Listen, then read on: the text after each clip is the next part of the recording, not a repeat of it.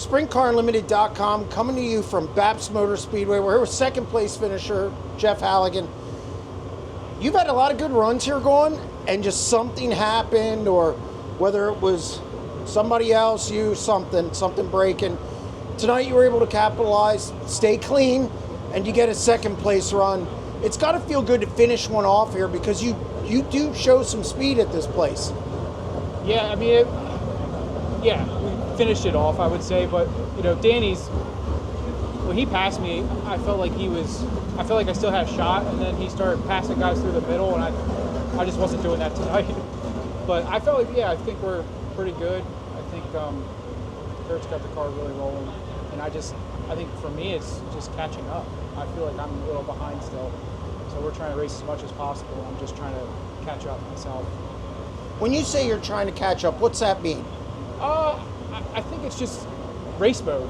Racing with guys and knowing what to do. I feel like you make one mistake and you can lose 2 spots quickly.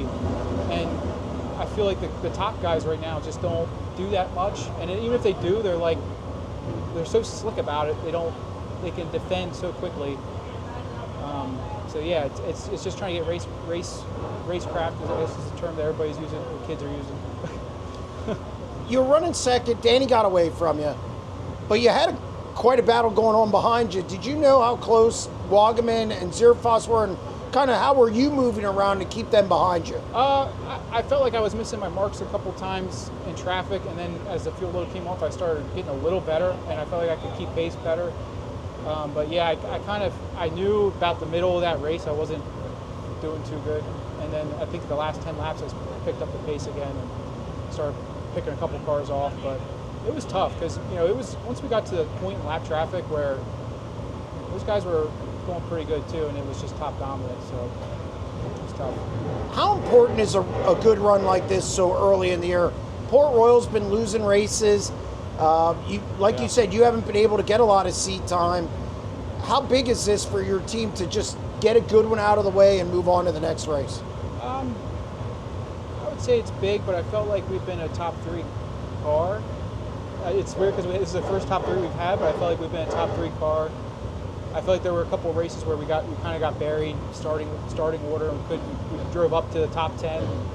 And then the races we did start up front, I felt like I made a lot of mistakes, and we were close to being a top 3 car. Yeah, I think it's good, but I think we want to win. Because it's been a while since I've won, so I think that's the goal right now. Kurt Williamson helping you out a little bit. How big is he? I mean, last year he worked with Chase Dietz. We saw what his program did. How much are you learning from him, and how much has he been a benefit to this team?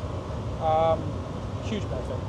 I don't know what else to say. I mean, he's been around the block, and he makes cars fast. That's all I know. And they're fast. I mean, there were a couple of times I got in trouble this year was because the car was so fast. I'm just not, I just got patient almost.